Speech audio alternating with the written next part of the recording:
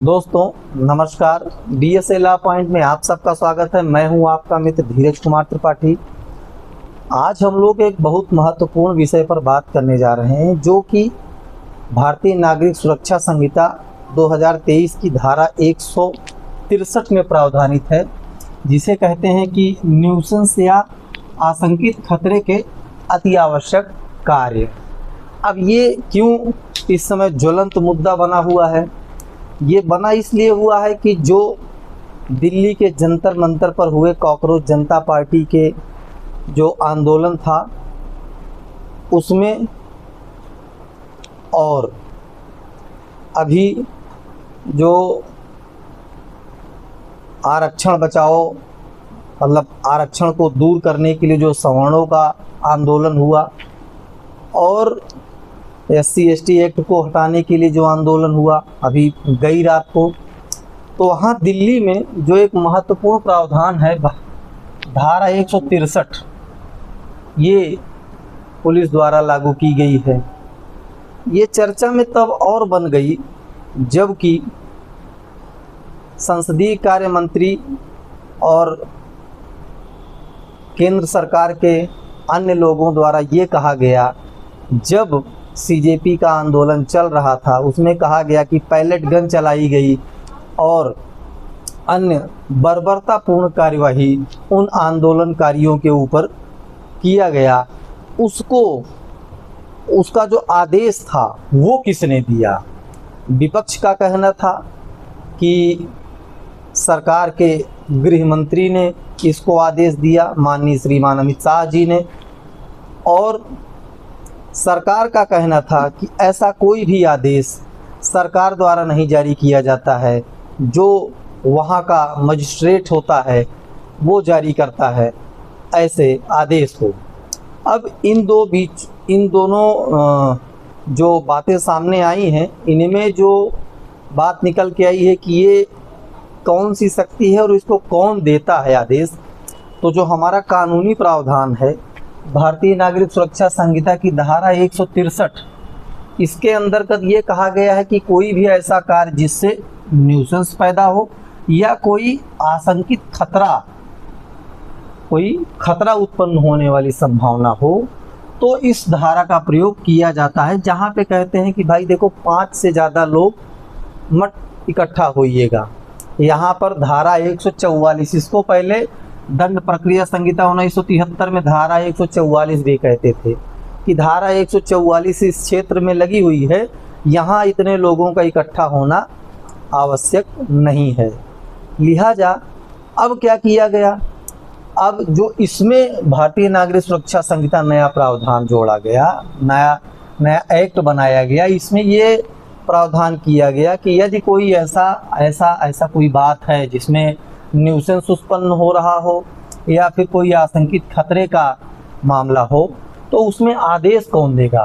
तो सबसे पहला आदेश जो देने की शक्ति है धारा 163 की उपधारा 1 में जो प्रावधानित है, वो कौन देगा? DM देगा, या SDM देगा, या फिर राज्य सरकार द्वारा विशेषतः सशक्त किया गया कोई कार्यपालक मजिस्ट्रेट देगा। अर्थात इसका आदेश न्यूसेंस या आशंकित खतरे को दूर करने के लिए आदेश जिलाधिकारी, उप जिलाधिकारी या फिर अन्य कोई कार्यपालक मजिस्ट्रेट जिसे राज्य सरकार ने विशेषतः सशक्त किया हो वो दे सकता है।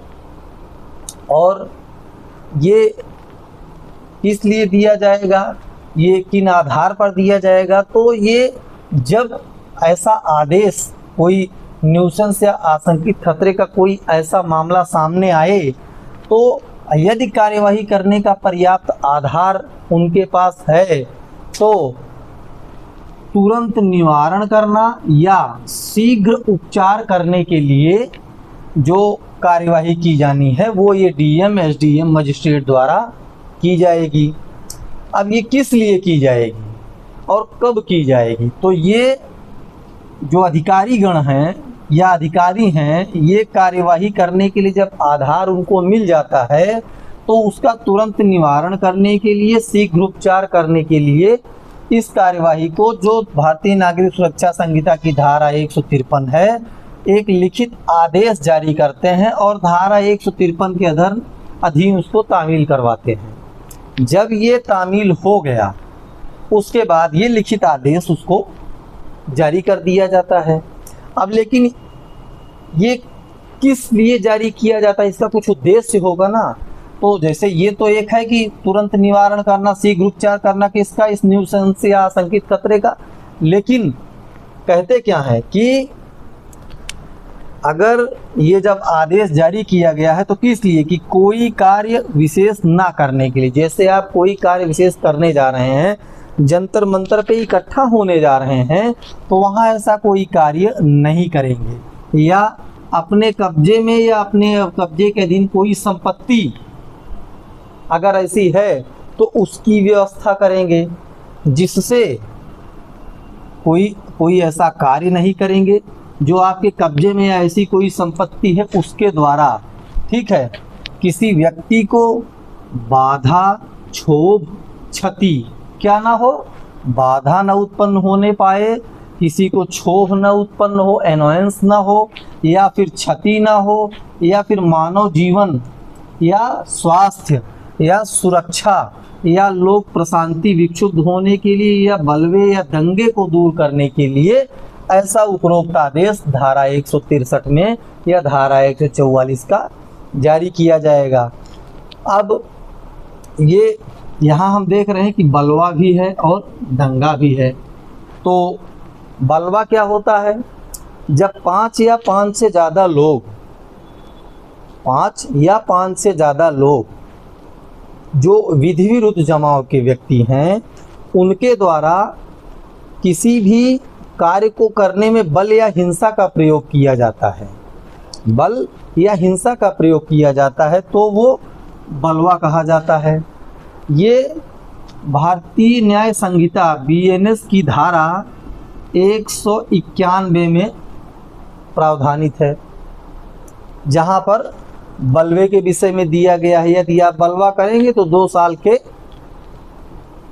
कारावास से और जुर्माने से दंडित किए जाएंगे, ठीक है। और यदि आप यहाँ ये जो दंगा दिया गया है, दंगा को बीएनएस के धारा 194 भारतीय न्याय संहिता की धारा 194 में यदि आप दंगा करने जा रहे हैं तो उसके लिए आप दंडित किए जाएंगे। बलवा कहीं भी हो सकता है, किसी भी स्थान पर। यह दंगा जो है लोक स्थान पर होगा, इसके लिए आप 1 महीने का कारावास और जुर्माने से दंडित किए जाएंगे। तो क्या है, किसी व्यक्ति को बाधा, क्षोभ, क्षति, मानव जीवन की सुरक्षा करने के लिए, स्वास्थ्य को सुरक्षित करने के लिए, या फिर कोई सुरक्षा हो, आंतरिक सुरक्षा की बात आए वहाँ पे, और लोक प्रशांति जहाँ पर, लोक शांति जहाँ भंग हो रही हो वहाँ, और बलवा और दंगे को दूर करने के लिए धारा 163 या धारा 144 जो भी आप जान पा रहे हो, चाहे धारा 163 जान रहे हो चाहे 144 का आदेश ये डीएम महोदय, एसडीएम और मजिस्ट्रेट द्वारा दिया जा सकता है।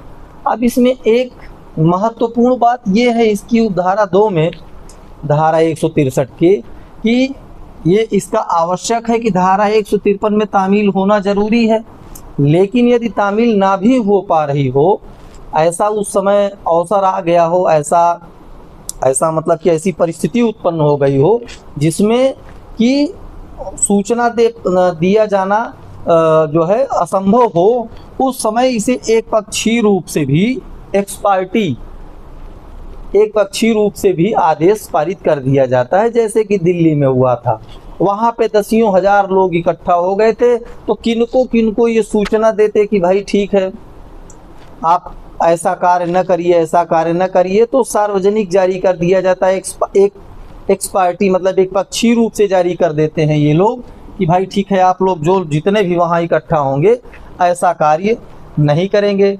अब ये किस लिए, विशिष्ट व्यक्ति को कर सकते हैं या किसी विशेष स्थान के लिए कर सकते हैं, कोई विशेष व्यक्ति है उसके लिए, विशेष स्थान के लिए, या किसी क्षेत्र में जो निवास करते हैं, या किसी आम जनता को, ये इनमें से किसी भी व्यक्ति को ये आदेश जारी कर सकते हैं।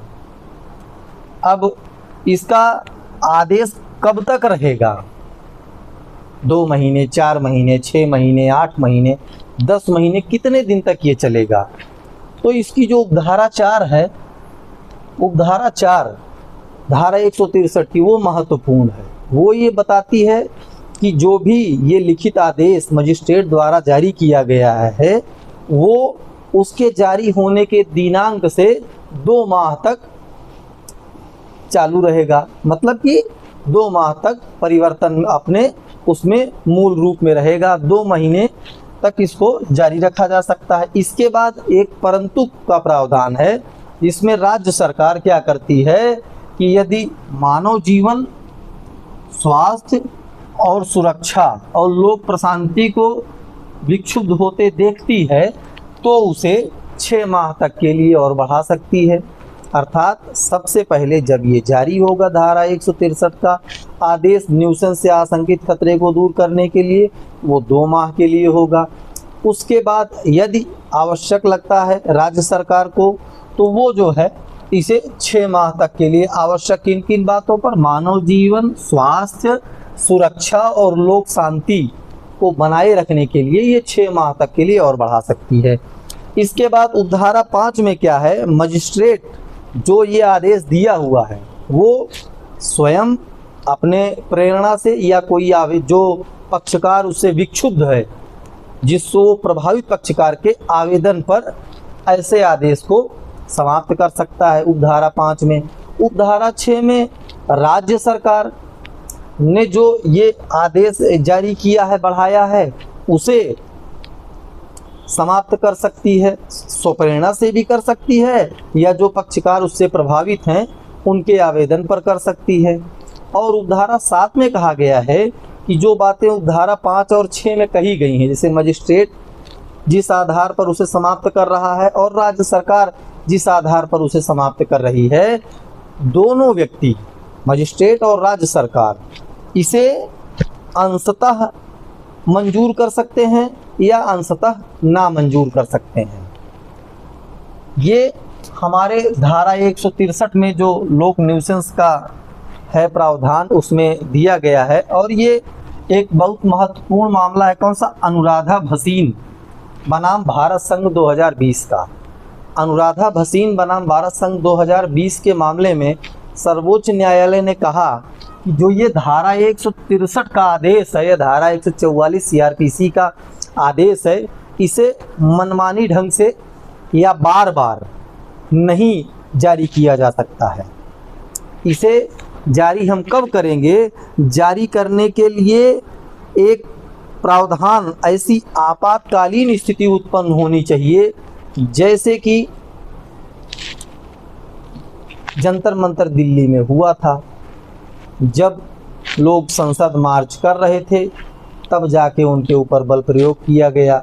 हालांकि सबकी अपनी अपनी एक अलग कहानी है, लोग बता रहे हैं वो ठीक है, लेकिन जब कोई आपातकालीन स्थिति हो तब ही इस धारा 163 का प्रयोग डीएम, एसडीएम या जो भी अन्य कार्यपालक मजिस्ट्रेट हैं उनके द्वारा प्रयोग किया जाना चाहिए। और ये अनुराधा भसीन के मामले में कहा गया। और एक बात हम समझते हैं कि ये सामान्य आदेश नहीं है, इसके द्वारा यदि कहीं जारी किया जा रहा है और उसका रीजनेबल रीजन नहीं है, पर्याप्त कारण नहीं है, तो यदि जारी किया जा रहा है तो इससे अन्य मानव जीवन और लोगों को इससे परेशानी भी होती है।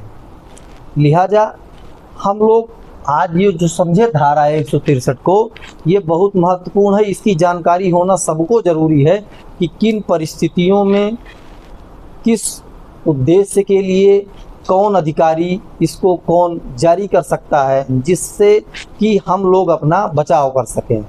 हम लोग ऐसी ही अपनी जानकारी आप लोग और ऐसी जानकारी ज़्यादा प्राप्त करने के लिए ये हमारा चैनल YouTube का है DSA लॉ पॉइंट, इसको सब्सक्राइब करें जिससे कि अधिक से अधिक जानकारी प्राप्त कर सकें। धन्यवाद मित्रों।